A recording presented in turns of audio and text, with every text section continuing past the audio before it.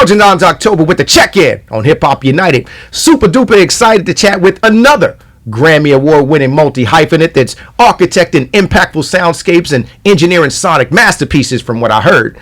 Someone that brought those Bulgarian bass lines to the ATL and beyond. Welcome 6'5" Leonard to the check-in. How you doing, bro? Not too terrible. Appreciate the invite, man. Hey, we're glad to have you here. Another October child from what I'm hearing. October very own, man. Okay. We got the Octo Gang? Octo Gang. Okay, we're going to get into that in just a second. But first of all, let's start with the important stuff. Let's congratulate you on all your success, Grammy Awards, certified platinum records, top Billboard placements. How does it feel to be able to reach that level of success? Nothing to me. I'm all about the good music. The awards, that's for the parents to be bragging about. I really don't care about that shit. Okay, so you're not inspired by that. It doesn't motivate you in any way, shape, or form. The everyday connection with the artist, the life that we live, the creation of these records. That's what matters to me. A form to express ourselves. That's what's up. Now you've had an incredible journey. I mean, coming from another country to Atlanta to become a top producer, engineer, and musician. Tell me how you got your start, and tell me how you started producing for mainstream artists. I just wanted it. I really wanted it, and every choice in my life was driven like tunnel vision. I want to get there, one way or another. So, coming from Bulgaria, it's not like you just apply for visa and you're gonna be here. You need a serious reason. So, I saw an opportunity like right after my last year of school. It was this company, they were opening a subsidiary in Atlanta. I was like, that's where I want to be. And for some fortunate coincidence, they were headquarters in Germany. I speak a little bit of German, so on the interview I spoke German and they were eingestellt. They hired me right on the same day. And 2 years later, I see the opportunity, somebody with this skill set needed in Atlanta. I'm like, I'm calling the office there. I'm your people. I'm coming to Atlanta. And, everybody was like, back home, they faked that everybody's sick. I come home, they had a nice saying goodbye party. Like, they tricked me so bad that day. And the next day, I remember I even got pulled over by the cops right before my flight. I was so drunk in the wrong lane, and they were like, documents. I'm like, listen, I'm on my way to the airport. I'm catching a flight to the States. I'm not paying that ticket.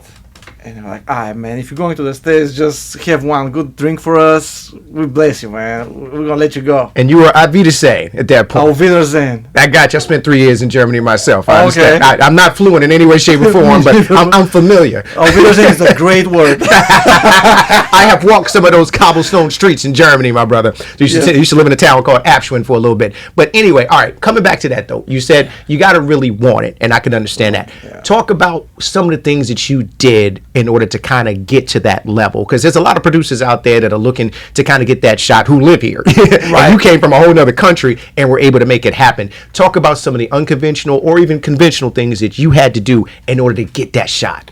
Well, first thing is stay true to yourself. Don't do anything by any price. I was always being real with the folks I was with. First, I was living in Kirkwood for like 5 years, and I was recording like the folks from the gas station in the house, in the barbershop. Cool music. I was loving it. But it wasn't my career. I still had my full-time job, and I couldn't even think of an internship at the studio because them internships like 40 hours a week. How you do that 40 hours a week here and 40 plus? And feed 50, yourself. Yeah. You got to also go to your job. And then my job was sending me San Francisco this week, Toronto that week. I was traveling a lot. But it was good because I gained a lot of cultural input from all places of like the States and Canada. And I started to really appreciate Atlanta. 3 days out of Atlanta got me tweaking. I was like, I miss Atlanta. That's my favorite place to be. It's really the coolest place in the world. I agree. Yeah. I feel like if you clean it, it will break. I hear you. So you definitely paid your dues. You got to the point where you were producing a lot of local artists, and obviously that led to some other opportunities. I got fired from my job at one point. They just figured me out. I was there for different motives. So fired me, and I was like, now is the moment I can start a internship.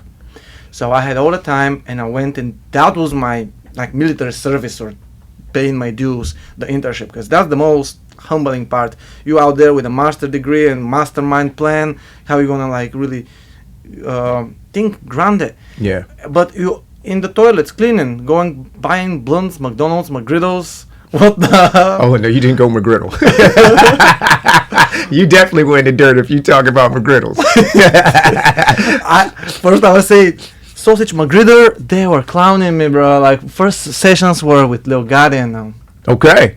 them folks are merciless. You say something stupid, like you're the subject of the conversation there. I am curious about that because you were kind of coming from a different culture and a different country, and then you came right to Kirkwood. That's a totally different world. Like, how did you adapt to that? I like Kirkwood for one because it was walkable. It gives me a little sense of home. Here in Atlanta, you gotta drive to walk damn near everywhere.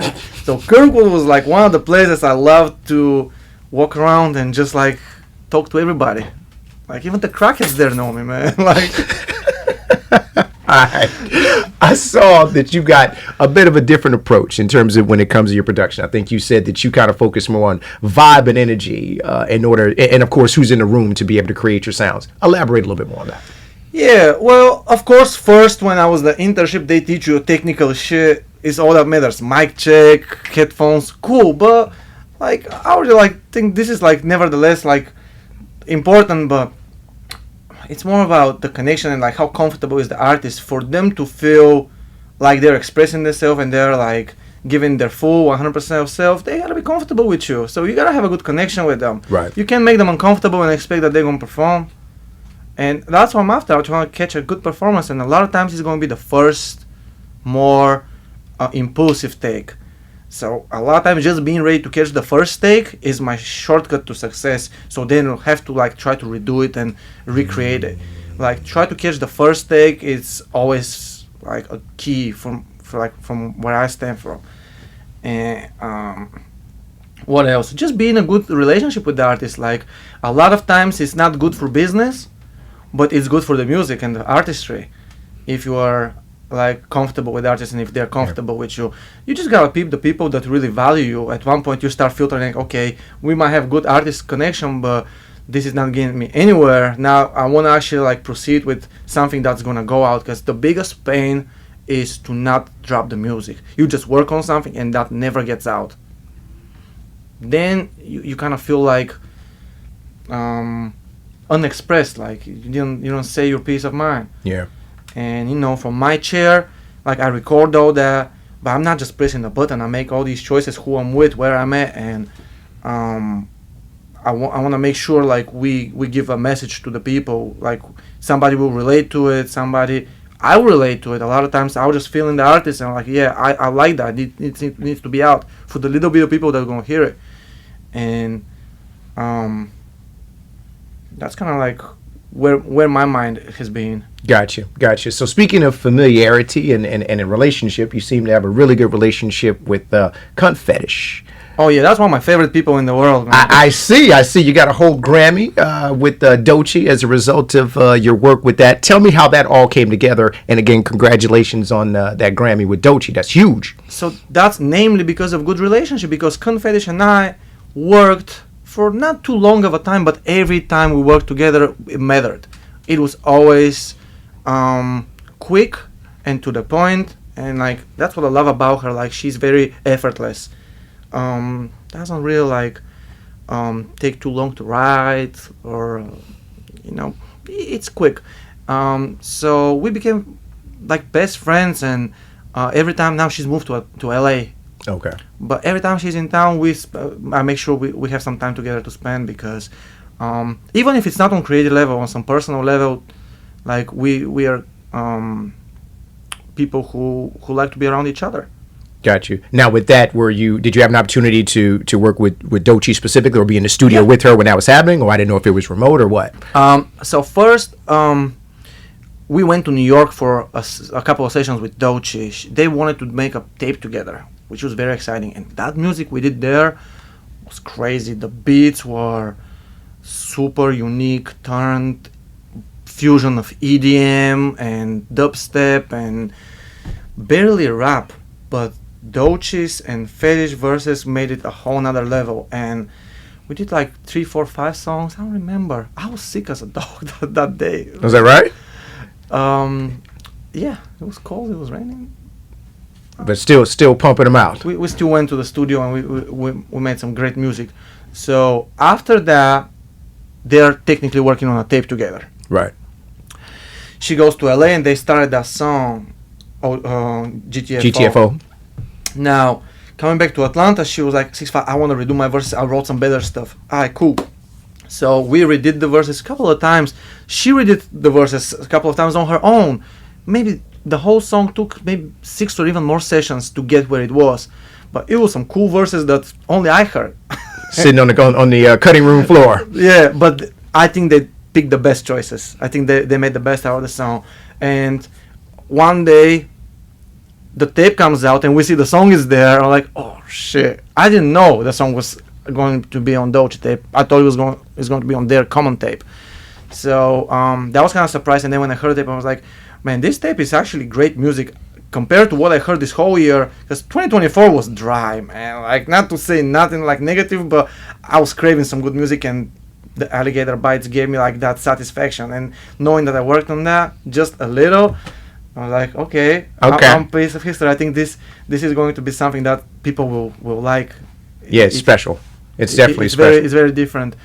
And she calls me one day, listen, we Grammy nominated. I'm like, oh shit, what we doing now? Let's hit the bar and celebrate.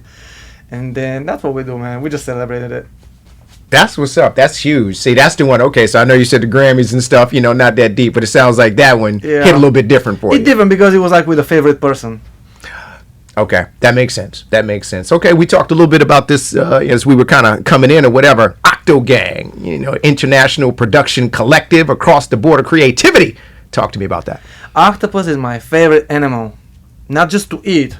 Like, I love eating octopus. Okay. Like, there's one spot here in Atlanta that know what they're doing, but it's a symbol of adaptivity. It adapts to any kind of environment. It camouflages itself. It's super intelligent and always been my symbol animal. So how we came up with the name Octogang, Octopus Gang, and then we really was 2 or 3 producers at the beginning. Now we're 8 or 9, and they're all over the world. We have dudes in Ukraine, 2 of them. Got one in Russia. We got in Italy, Egypt, Canada, New York, France. I'm actually working with one dude from Israel, but the military took him. So nothing going on. Alrighty, there's a lot happening over there. Well, hopefully that'll get sorted out, and you can still get some good music out of that. Yeah. Now, I did listen to some of the mixtapes. Scam City, Atlanta, 8 Hands In. Can we expect some more heat for the summer? Yes, I'm actually just thinking about a single. It's going to be a single with a girl. Her name is Uriel B. Atlanta, very, own. And she's really talented, and I trust her ear sometimes more than my ear. Okay. Like when we're in the studio, when she says, 6'5", why it sound like that? Okay, let me go for something else. Like, they don't know the technical terms, but why it sound like that tells me a lot. Yeah, they go by what they hear in terms of or how they feel in terms of how you like to work. Now, we were talking about Sober off of that mixtape a little bit early. Tell me how that came together, because I spent last night just vibing off of that. I don't know what that one was. It just kind of stuck to my ribs. It's a bedroom recording. Oh, is that right? Yeah. So we recorded like she was sitting on the bed. The microphone. It was such a small room. The microphone was like really on the floor next to the bed. She was sitting on the bed. I was right next to her on the computer with the little Apollo, and that's what the song sounds like, I think. And I'm meeting her in September. I'm excited to work with her again. She is one of the very rare gems to discover. Very little music here and there if you can find it, but it's always something incredible. Very different. So is that Elena? Elena. Okay, because I want to make sure y'all have these different spellings of the names. I just want to make sure that I'm saying it correct. She's from upstate New York. Okay. But she was in Atlanta for a good minute, and she went to school in New Orleans for performing arts. And for the time that she was here, we was jamming. Last night I opened the folder. I found a little more songs that I forgot about, and they were really cool. But I'm excited to see her in September and You'll put something together? put some new songs, new music together. Yeah. All right, so for the summer, you got some things happening, and it sounds like you're working on some things for the fall. Yeah, so I'm definitely going to drop this single with that girl, it will be. But I'm also after a punk hardcore mixtape, trying to bring some of my past because I grew up listening to punk and hardcore music, skateboarding and like living that life in high school, and I just got inspired. Like I already got like half of the mixtape done, 4 songs are done. I want to keep the 8-song format. It's digestible. I won't overwhelm people. They're still trying to figure me out. Yeah, and you did say you want to keep the projects coming, so it sounds like you are absolutely executing on that plan right now. Now, I hear you prefer night studio sessions. What's that all about? Yeah, just I'm a night owl. Since a kid, I would sleep all day. I'll be up all night, out and about, doing whatever, just bored. But I like to be up at night, and I feel like that's when the best music comes out. Like, cause during the day the phone be ringing, people be like doing chores, distractions, like having these weird sales calls. that's not acceptable, man. Okay. Now, for up and coming producers who are trying to get it in, who are trying to get their foothold into the game, what's the best advice you can give to them in terms of making their sound stand out from what's out there? Well, live your life. Don't be so stuck on placements. Try to cherish the people and be more open to relationships, because at the end of the day, what a placement means if the people doesn't even know you. Fair. Now, do you is your approach to production different depending upon the genre, or it doesn't really matter to you? It don't matter. I'm really trying to be genre agnostic. Okay. I don't think genres are so framed now how they used to be. Now it's more fusion of genres. Everything is blending into each other, and people take elements from one genre, bring it into another. People bring multicultural people. Like I'm all about like cultural exchange, and when people can bring their own culture somewhere, just like I do, I really feel appreciated. I feel like people are open-minded in Atlanta. I've been to places where people are still like trying to separate, but I'm trying to connect. Gotcha. I got you. How many instruments can you play? Oh man, that's embarrassing. I only can play the keys a little bit. Like I cannot read the notes. I just play them. Okay. All right. So you basically just kind of figured out the different ways in order to produce your sounds. Yeah. Wow, that's amazing. I try to catch inspiration with traveling. Traveling gives me inspired to make a beat. If I'm here all year, I'm not gonna make beats, but I'll record them. Mm-hmm. And that's why I got the Octagon, because they're younger, and I feel like with the age, sometimes you get a little like more disconnected to the making beats, and more like, okay, now I started like experiencing the recording, and that's giving me the high in a different way. And now I have also the mix and the master high, which is like really like touching on the music and trying to make it like really pleasant on the ear. Yeah. Sometimes it doesn't come like that from the recording, but we try to. And Atlanta is the place where people really shine in their recording sessions. Their songs are ready, damn near to be released from the recording. And that's the know-how that not many cities have. Well, since we're on that, and you seem to have a big affinity for the A-Town, and hey, I understand. I too love Atlanta as well. What's your favorite part about Atlanta? I don't know. It's the music. The culture, it's the even the food, man. People want to talk crazy stuff about Atlanta, but we have diversity here. There's crazy good stuff. I agree. I'm on the same page with you. I don't be hungry here. I like you because you are simply about the music and the vibe in terms of that. You don't seem to be distracted by the other things that are going on. And I think that that's needed within the culture. Someone who is laser focused on the production and the vibes and what's being put out there, which makes sense as to why you've been so successful. So to wrap it up, my brother, how do you want to be remembered? Ooh, I don't know yet. I don't know. Honestly. Like when somebody speaks about 6'5" and your legacy and what you brought to the table, what do you hope they say? It's just great music. Great music, great vibes, great person. I like that. Fair enough. Fair enough. Well, my brother, make sure you kind of tell everybody where they can find you, what you got kind of coming up, and of course, what's kind of going on with you. Okay, well, easiest way is social media, Instagram, 65 Lenta, and if you are like chess enthusiast or play pool, I'm at the bar, Smith's Old Bar, a lot of times, man. Hey, Smith's Old, shout out. That's my spot. I love Smith's Old Town, baby. Yeah, man. So, yeah, I'm hard to find.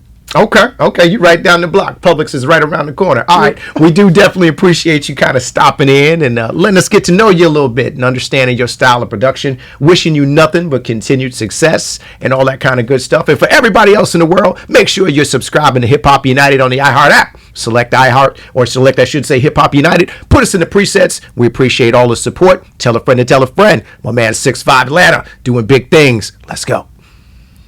Thank you.